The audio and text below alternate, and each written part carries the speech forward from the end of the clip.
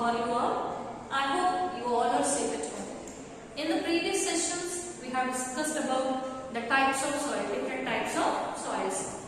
And today, we will discuss in detail about the types of soils and how the texture of the soils will be there. So, we have classified the soils into different categories. So, under types of soils, how the soils are classified into three main types? Like we can say, what are the different types of soils? There are three types of soils. On what basis? Based on the size of the particles. So, what are the different types of particles present in the soil? Three types of particles are present. What are they? Clay soil, clay particles, silt particles, sand particles. So, compared to the sand particles, the clay particles are very smaller in size. And the size of the clay particles is almost, we can say, it is about 0.002 mm in size, less than 0.002 mm in size. Whereas the silt particles are having a size of 0.02 to 0.002 mm in size. Whereas the sand particles are those particles, soil particles which are having larger size. They are having greater than 0.0 mm, 0.02 mm in size. The size of these particles is larger than 0.02 mm in size. So these are the various particle sizes of particles which are present in soil, which gives a particular texture to the soil. So what are the different types of the soils? Are they based on the presence of these particles? We are having sandy soils,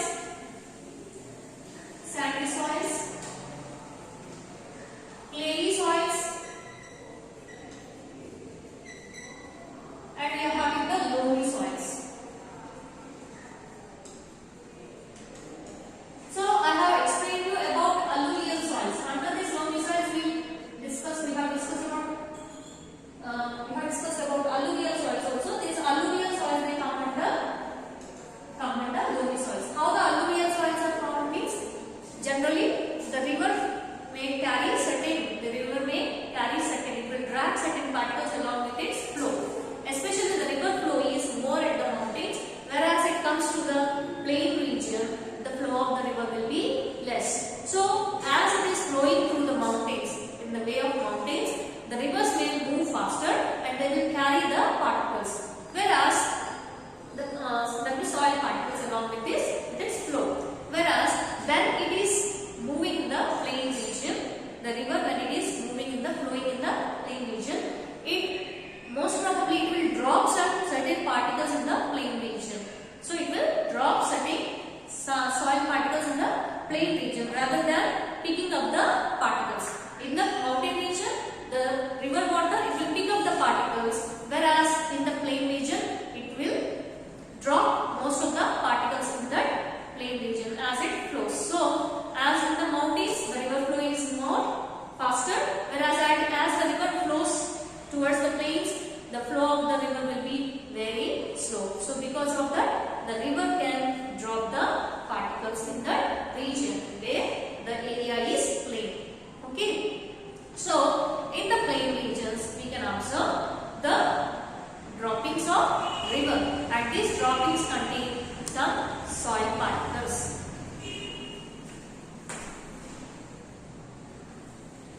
And these droppings contain some soil particles. And these soil particles, they together are forming the alluvium. Nothing but alluvium. Alluvium is nothing but the type of soil. Alluvium is the combination of silt, clay, and sand particles. So alluvium consists of silt, clay, and sand particles. And this combination, this mixture of the silt, clay, and sand particles together, we can call it as alluvium. And the soil, we can call it as alluvial soil. So the soil, we can call the alluvium is nothing but the combination of silt, clay, and sand particles, which we call it as alluvium. And this alluvium is also known as alluvial soils. And these alluvial soils are loamy in nature because they contain a mixture of silt, clay, and sand particles. Whereas the sandy soils are those soils which contain more quantity or greater quantity of sand particles. So there is increased quantity of sand particles. The amount of sand particles is more in the sandy soils, whereas the clayey soils, the clay particles are more. There is increased quantity of clay particles. Okay, in loamy soils, all the soil particles are equally or almost equally proportional. So in sandy soils, more quantity of sand particles are there and less quantity of other type of soil particles are present. Whereas in clayey soils contain more quantity or greater quantity of clay particles and other particles in lesser quantities. So loamy soils contain almost equal proportions of silt, sand and clay particles. So that's why loamy soils are best suitable for the growth of plants, because they are having the enough water holding capacity and they are having enough spaces to trap the air.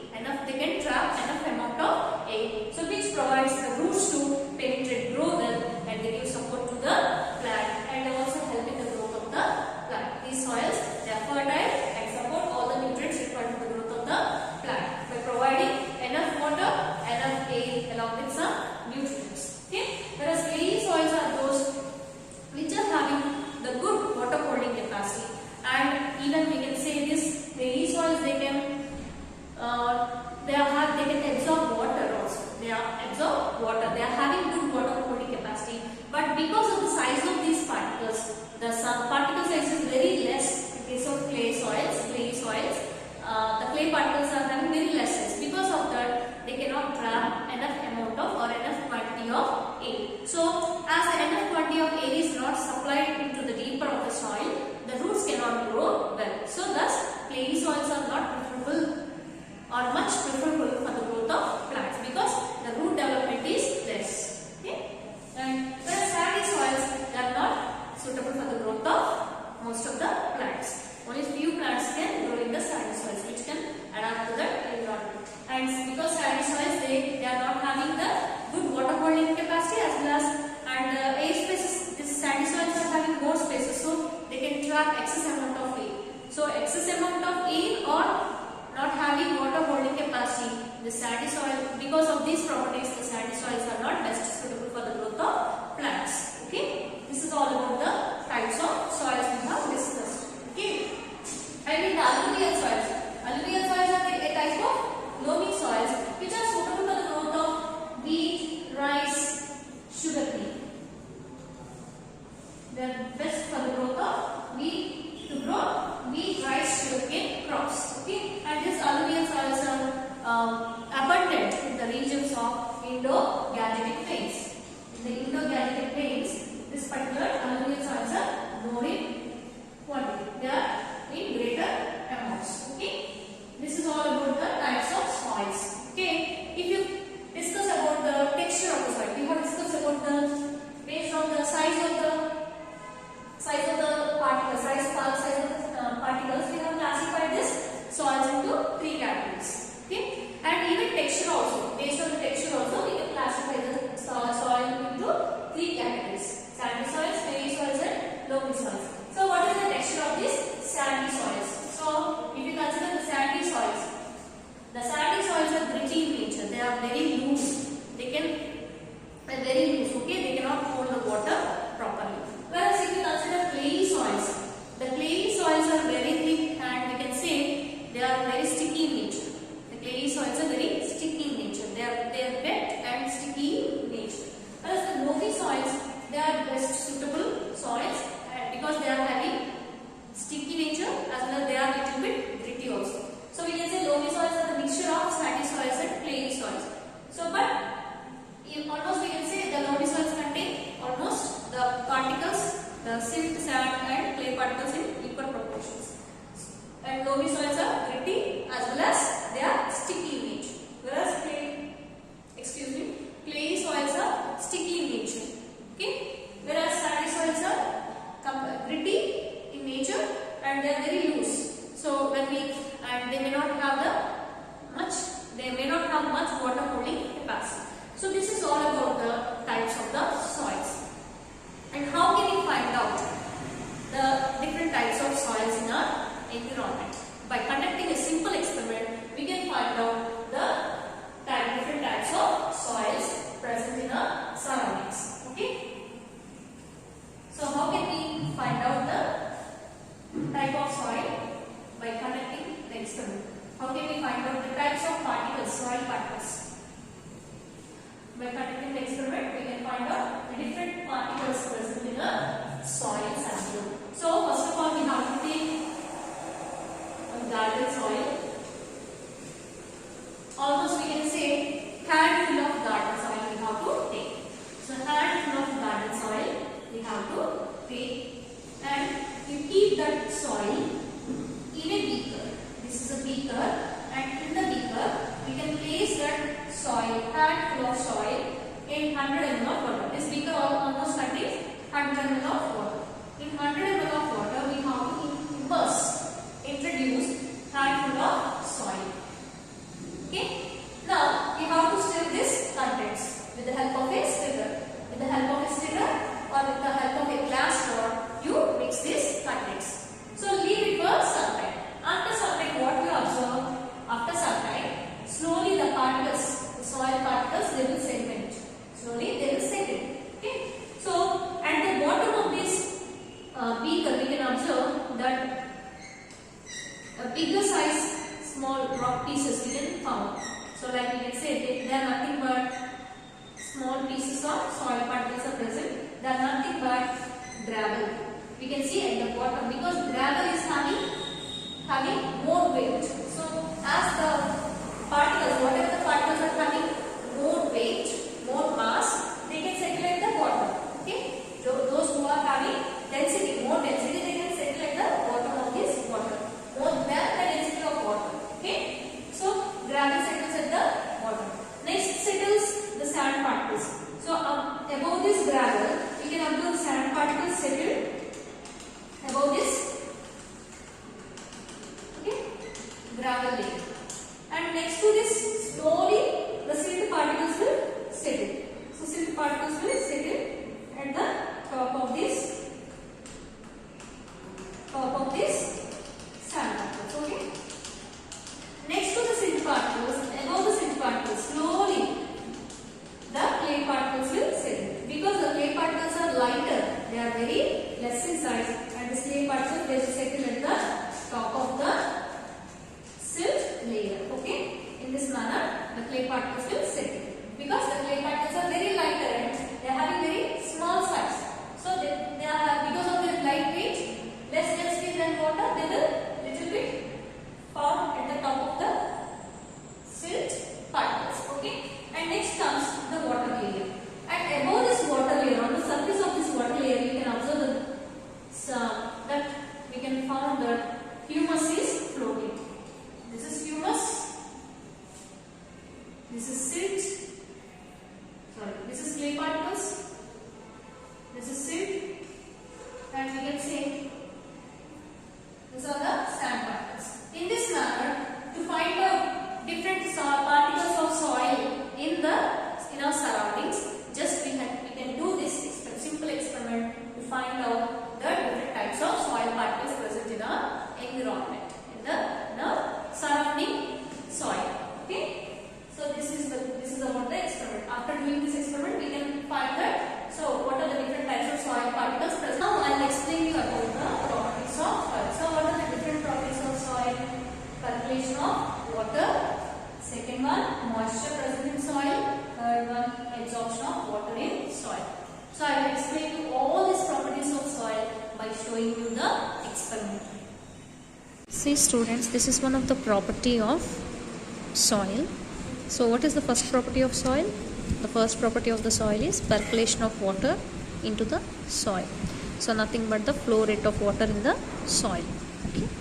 So in this experiment we have taken, so how can we find out the percolation rate of soil? By conducting one experiment. In this experiment, what we are doing here, so we have taken a plastic bottle. So we are having mineral plastic bottles, right? So we have taken a mineral plastic bottle and we cut the plastic bottle at the top. Okay, so that in such a way that this bottle seems to be like a beaker. So this we have taken 3 such bottles and take 3 different soil samples.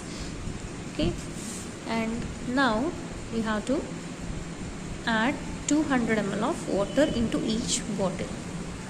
And before adding this water, what we have to do, you have to introduce the soil sample. So in all the three bottles, plastic bottles, you have to introduce the different soil samples. Okay, after introducing the soil samples, then slowly 200 ml of water must be poured into each of these plastic water bottle on the top of the soil. Okay, so after some time you can find out some amount of water may spill out. Okay, so how can we find out that this percolation rate means? By using a formula. So here, see here, what is percolation rate? Percolation rate means the infiltration or the inflow of water into the soil. So here a formula is given. So percolation rate can be measured in ml per minute. That is amount of water percolated by time taken. So how much time it has been taken for the percolation of water, for the inflow of water into the soil sample. So how can we calculate? For example, in this particular experiment we have taken 200 ml of water. Okay, so what is percolation rate for this 200 ml of water? So see here, percolation rate is equal to 200 ml by, it has taken, we can say 10 minutes. Okay, so 200 ml by 10 minutes. So what is the percolation rate now? 200 by 10 is equal to 20. So the percolation rate of water in the soil is nothing but 20 ml per minute. Okay, in this manner you have to do this.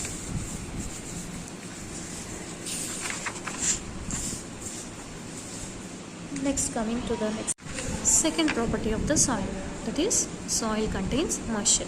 So how can we find out that soil contains moisture? It is very easy, children. By conducting this simple experiment, we can find out the presence of soil moisture. Okay, presence of moisture in the soil. So see here the apparatus, how we have set up this apparatus. So see, this is the stand. To this stand we have upholded the test tube and we have introduced the soil sample. So in which type of soil sample you want to find out the moisture, so that type of soil sample you can take into this test tube. So after introducing that soil sample into this test tube, now allow the soil sample to be heated by using a Bunsen burner. So with the help of a Bunsen burner you have to heat this test tube, so that after some time, after heating this soil sample for some time, you can find the water drops on the mouth of the test tube. So from this experiment we can find out that this water drops indicate that the soil contains moisture. Okay, how this water drops are formed means because of this heating this soil sample, the water content present in the soil sample may convert it into water vapor. As when this water vapor has been exposed to air, it has been cooled down. So at the mouth of the test tube, this water vapor has been cooled, so it forms water droplets on the edge, on these sides of the test tube. So with the help of this experiment we can easily find out the presence of moisture in the soil. Third experiment. In the third experiment, see here, what is the property we are going to satisfy? The property of soil. Third property of the soil is nothing but absorption of water by the soil. So how much amount of water will be absorbed by different types of soil? So you are going to take soil sample and place the soil sample into a cone shaped filter paper, and then introduce that cone shaped filter paper along with the soil into a funnel in this manner. Okay, like in this text, in this picture. So after that, so you have to introduce water to pass in. So for example, you have taken 50 grams of soil. Okay, to that you are going to introduce 100 ml of water. So pass or add drop 100 ml of water with the help of the dropper. So see, observe this particular thing, that means observe that the soil, how much amount of water will be soil absorbed by the soil sample. So whatever the water flows out through this funnel, and you have to measure it after the end of this experiment. So after completion of 100 ml of water, after pouring that 100 ml of water through this soil sample, at the end of this experiment, we have to measure the amount of water present in this beaker. So for example, if you consider that this beaker consists of if you measure this water present in the beaker with the help of the measuring jar, you found that the volume of water is about 40 ml. Okay, how much amount of water you have introduced? 100 ml. So 100 ml minus 40 ml, it gives 60 ml. That means 60 ml of water has been absorbed by this soil sample.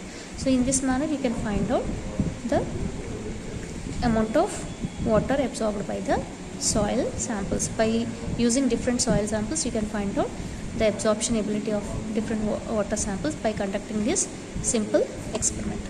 I hope children you understood well about this topic. Okay, so I hope children you understood well about this topic. In the next class, we will discuss about various other topics related to the soil. Until then, be safe and be protective. Thank you, students.